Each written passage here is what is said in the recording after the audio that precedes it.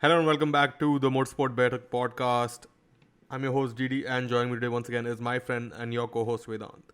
On this episode, we'll be talking about the F1 weekend in Monza. So let's grab some chai, take our seats, ready our opinions, and dive right into the conversation. I mean, Max Verstappen did what he does best, and that is win.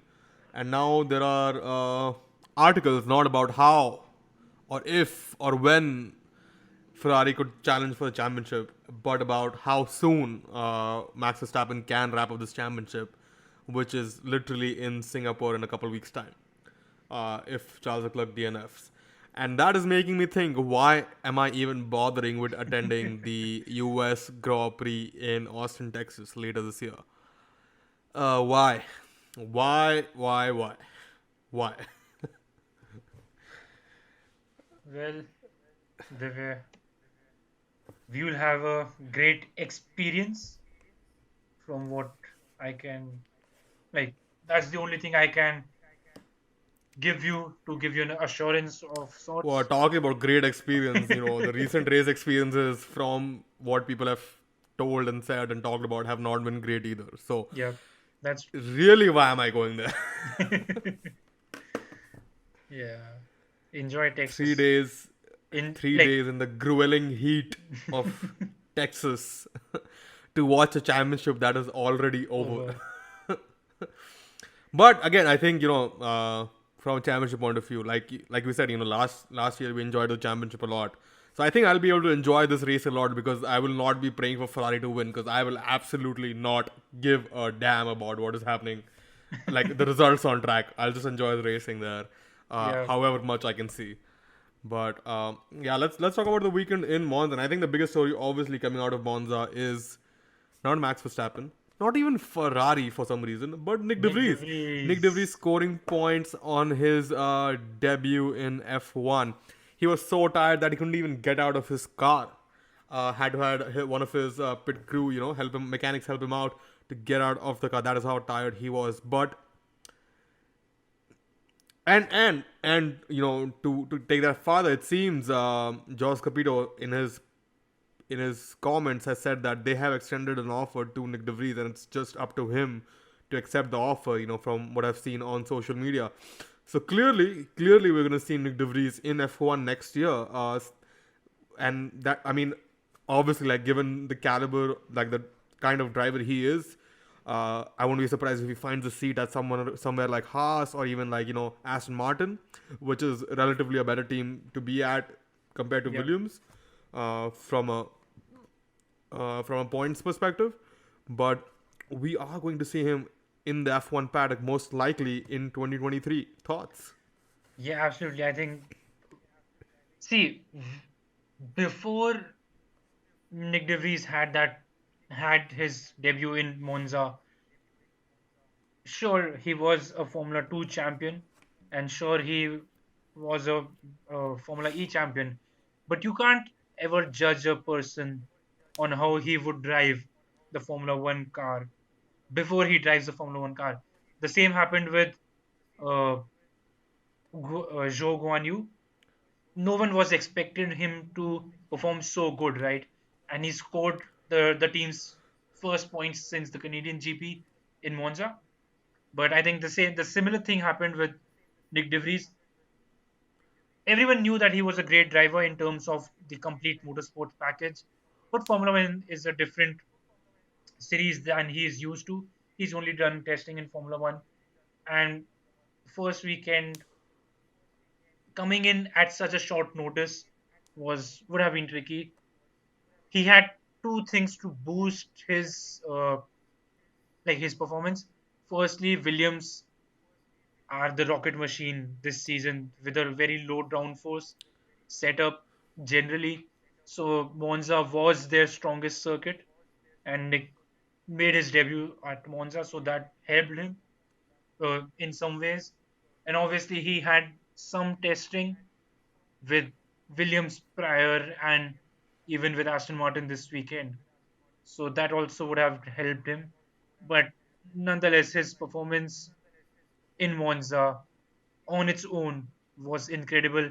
And I'm like, no one. no one is surprised that teams are now looking at him for the 2023 option. Yeah, I mean, yeah, you talked about Nick DeVries and drew a parallel with him and wow, I'm already forgetting. So But what I'm trying to say, yeah, Joguanyu. But the same could be said of his teammate in Formula E, ex-teammate in Formula E, Stoffel Van GP2 yeah, champion, did not do well in Formula One, but he's also a Formula E champion. So you just never know when it's going to click. But talking about Nick DeVries, sad to see Alice Albon miss out on what could have been a great points opportunity for him. But hopefully, he's recovering well, and hopefully, we'll see him in Singapore in a couple weeks' time, back in the Williams seat.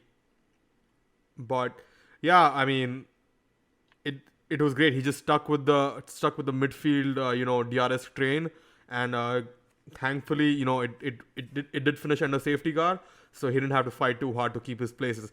Now, talking about the biggest issue coming out of Monza, besides the biggest win being Nick De Vries, why are people outraged with how the race ended? You couldn't have asked for a more, in my opinion at least, like an ending that followed the rules exactly and appropriately. Yes, they could have thrown the red flag and done all of that, but again, that would have required some degree of rule bending or some sort of that, because none of the barriers were damaged. There wasn't a car on track or a vehicle on track. It did not call for a red flag according to the rules. yeah, But it's a do damn if you don't, damn if you do sort of situation, right?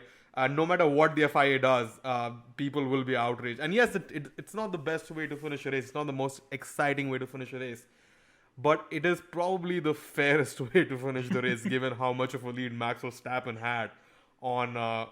And yes, but you know what the difference is? We actually have a stewardship panel where the rules were followed, and you can only be thankful about it. At least in my opinion. What are your thoughts, Vedant? yeah. I mean, absolutely, it was ridiculous.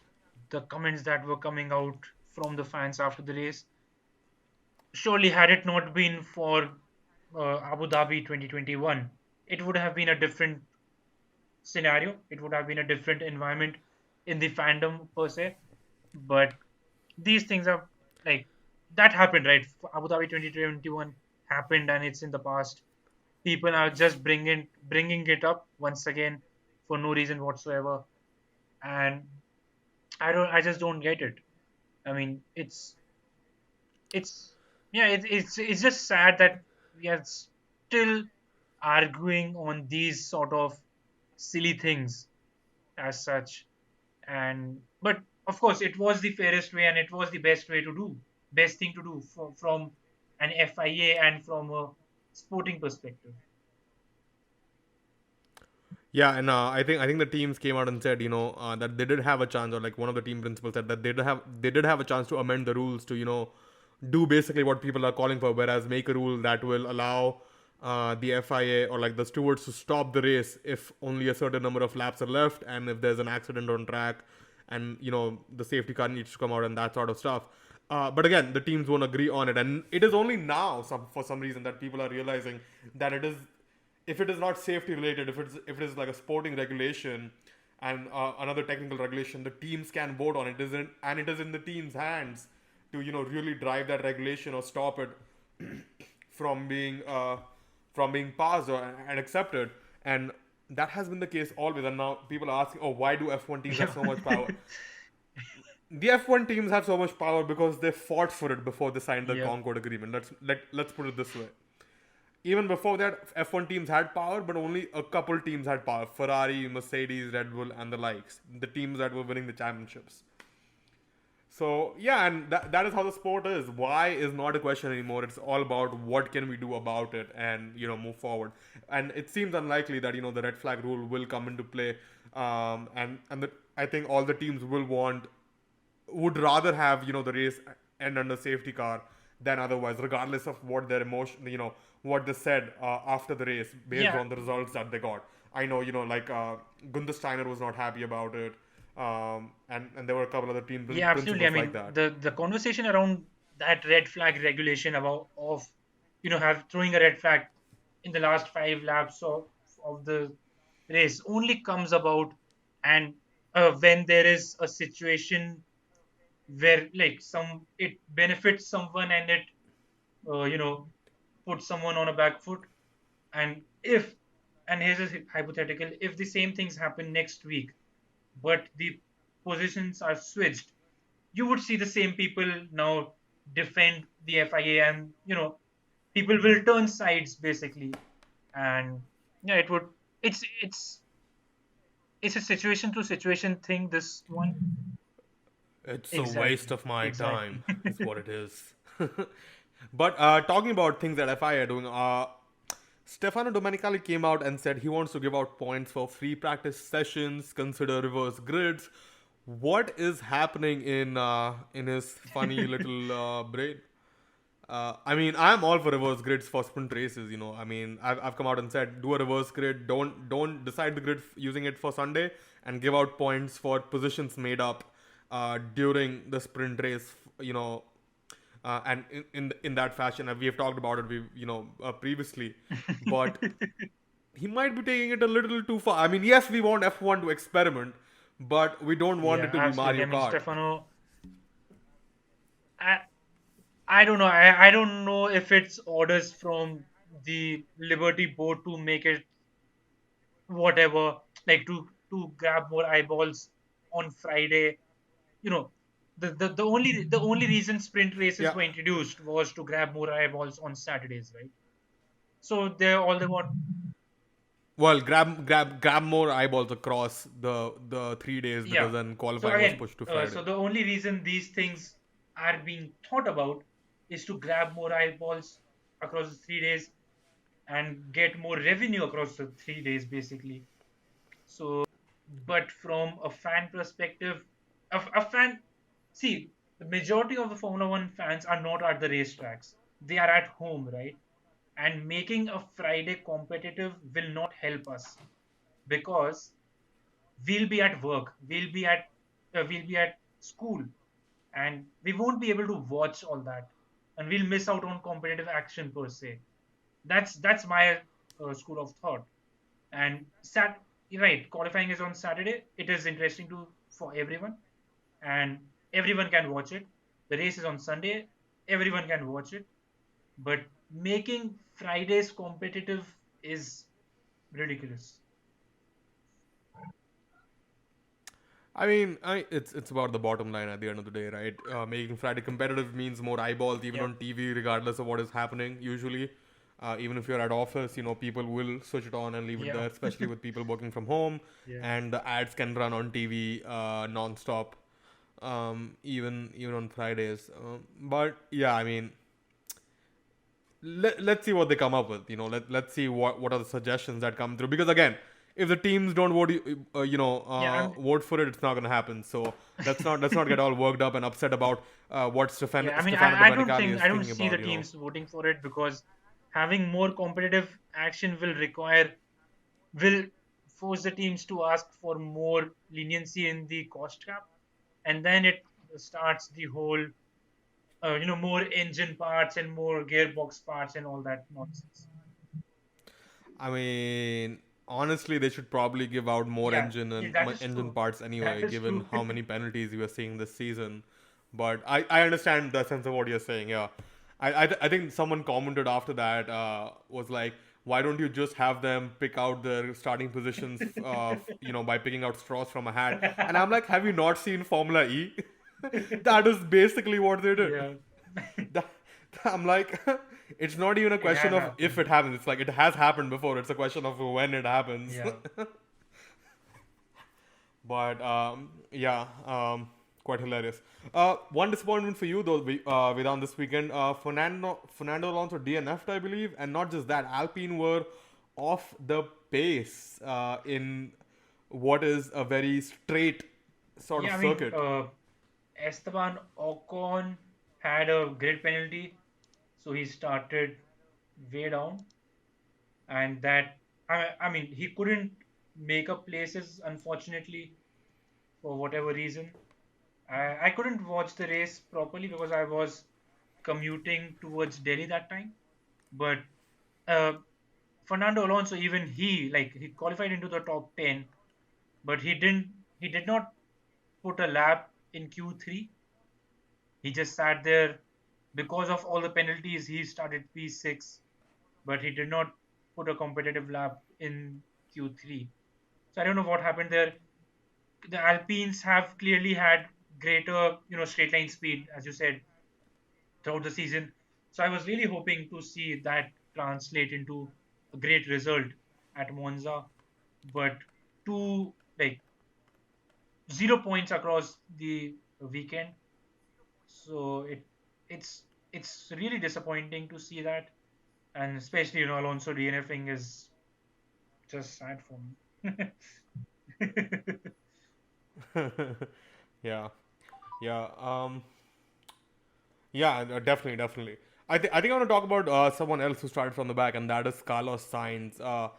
And it does seem that the pressure is off a little bit, and he's come a long way from compared to where he started. If you remember back in Australia, he got frustrated. He tried to make some erratic moves and was out even before the first lap was finished. Whereas this time, a lot more calculated, but again, a really good performance to come through the field. What I was disappointed in though was the Ferrari strategy a little bit. Because I thought because the hard tire again was not really working this weekend. I thought given given that the Ferrari has decent speed, that they would still want to challenge for the podium, and Carlos would have started on the softs and gone on to the mediums instead of really losing a lot of time on his mediums uh, through his first stint. Towards the end of his first stint, and that was really weird to say because I really thought Carlos had the pace if he had started on the softs to challenge George for that third place finish and have both Ferraris on the podium. Yeah, I mean, absolutely. I think the see starting from the back and running long has long been the philosophy of Formula One over the past, right? In the Even in the past tire regulations, but yeah, absolutely, they could have tried something different this time out, especially given the difference they have across, like, the offset they have from the other teams, uh, where Carlos started. But yeah, it it wasn't meant to be. I think surely had it not been for the safety car, Carlos may have caught George up, and may, like, he was gaining at a pace of a second or something a lap, so that could have been possible. But then again, nothing. Yeah, nothing. Yeah, whatever. Yeah, yeah. But not a terrible We weekend have from come to Ferrari in expect. terms of Yeah. strategy calls. Yeah, strategy calls at least. What they did with Leclerc was I don't think any call they Yeah, would I have made mean, would have stopped the Verstappen Leclerc. from winning given the pace he had, Yeah, and it was exactly. again Leclerc call a was, damn if you I. do, damn if you In don't fact, it was situation. the better call to make because it was a virtual safety car and it was an opportunity to cut 10 seconds off, right? So that was the right call to make. But Yeah, yeah, it was Charles Leclerc's best race result in 5 or 6 races, I believe. So that is good news for him, even though the championship is all but over. But I think, yeah. I mean, Charles finished first in Austria last, and that was it. And then he's been on the podium once since in yeah, 5 races, and that was at Zandvoort, and he finished third. But yeah, let's go back to Alpine a little bit. So obviously, Alpine lost Fernando Alonso, they lost Oscar Piastri, and now they have Esteban Ocon as the lead driver. Now Alpine is on a 100 race plan. This is the first season of that 100 race plan. By the end of the 100 race plan, they plan on being able to challenge for the title, if not win it. But they want to keep a young driver in development in F2 or in another team at the moment and have another experienced driver who can score points straight away in the team right now. How does that make I mean, sense to you? see, the Fernando Alonso story was something like that. They kept Oscar Piastri in the wings, and Fernando was there for them for scoring points. But that's a different story because Fernando Alonso is Fernando Alonso, and if you get in someone like someone from the midfield like Pierre Gasly. But even then, how does that really suit your long term plan well? Because you would rather have success and develop someone within your team who can work best with your team than have them in F2 or I keep mean, them I on think reserve the or with another team, I would and I imagine. think this goes true for every team, right? Every team wants an experienced sort of driver to guide development per se. Yeah, that's what I think. Well, Alpine have Esteban is there. ignored Esteban in terms of that development side of a driver, right? And I think that's the story of Esteban Ocon throughout his I, career. Basically, he has been sort of ignored, and it has been a meme as well. But apart from that, I think if Esteban Ocon has to be the lead driver, because he will be from next season onwards, I think they need to trust in him. They need to use him properly, right? And they can't just wing it that okay, Esteban is not that experienced, and we need someone else experienced and whatever. yeah, I don't know if that is if having a push for an experienced driver straight away is just to meet like the board expectations in terms of like finishing finishing in the points like fourth or fifth or whatever. If it's just to me, because technically like honestly, like it is the car Yeah, that is lacking performance at the moment more than the drivers, right? So they need to have a much faster car in order to challenge for the championship, compared to having better drivers in the seat right away. Plus, the lower you finish in the championship, the more development time you get. So, but I mean, um, it's I mean I'm sure there is some reasoning, there is some method to this madness, but sitting from my yeah, I couch, mean, see, if you think I about cannot it, if you seem to have a understand junior it. driver in your driver development program and your testing program per se, you can develop that driver's feedback skills while your experienced driver is scoring points. And then if you promote that junior driver to your main seat, that driver will score points and give you sufficient feedback. If you promote say Jack Doohan straight away to Formula 1 next season, he won't be able to provide you enough feedback to guide development. I think that is the basic approach of what Alpine are looking at, and which is fair to be honest, but I mean, I yeah, think if it works, then great. If it doesn't work, then obviously they were in the wrong, and hindsight. I mean, they use the example of George Russell, and they said I'd rather have Oscar Yeah. Piastri who have a break a front wing at Williams, than at Alpine, and I was like, is that really the main? Like for me, it's just that they lost Oscar Piastri Yeah, because they couldn't give him a competitive situation, right? And Oscar Piastri clearly deserved more. The only reason, and they forget this, right? Alpine are not where to Mercedes were. stay. George Yeah, Russell could make that sacrifice, or could convince himself to make that sacrifice because he knew what he was getting.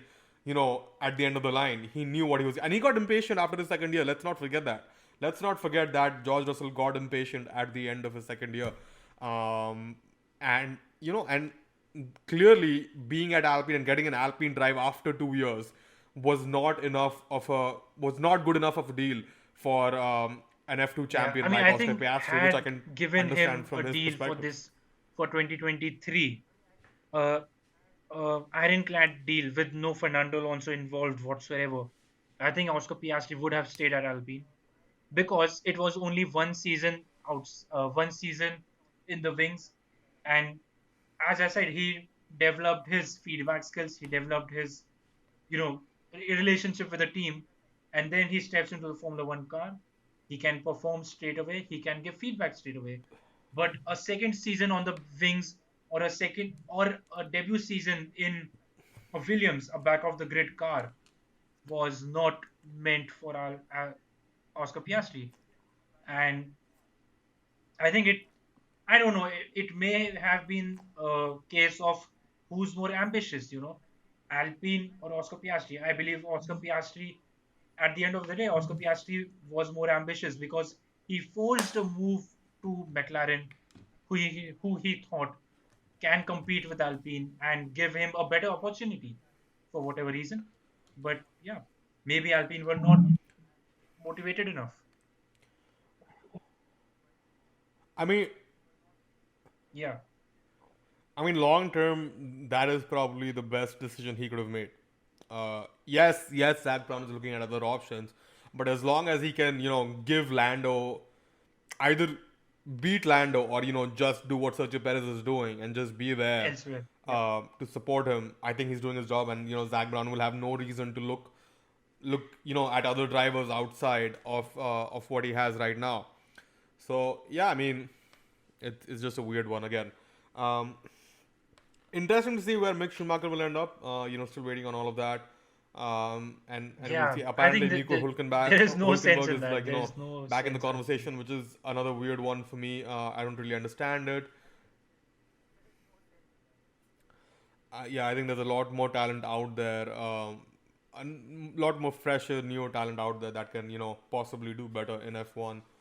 And be more exciting for everyone, Well, really. nothing But yeah, more. anything else that you want to talk Uh, about with before yeah, we I wrap up this think podcast? that's about it. We have had a great season. Like, not great, but uh, an interesting season so far. Max Verstappen may well wrap up the championship in the next two races. Your visit to Kota may well be useless. But yeah, hopefully, Singapore and yeah, yeah, it is still useless, regardless of what yeah, happens. I yeah, mean, Max absolutely, Verstappen is not absolutely. losing the But championship, regardless of what happens over hopefully, the next 4 or 5 Leclerc and races. Let's Ferrari be and honest. Carlos Sainz can put up a fight and make it entertaining in Singapore.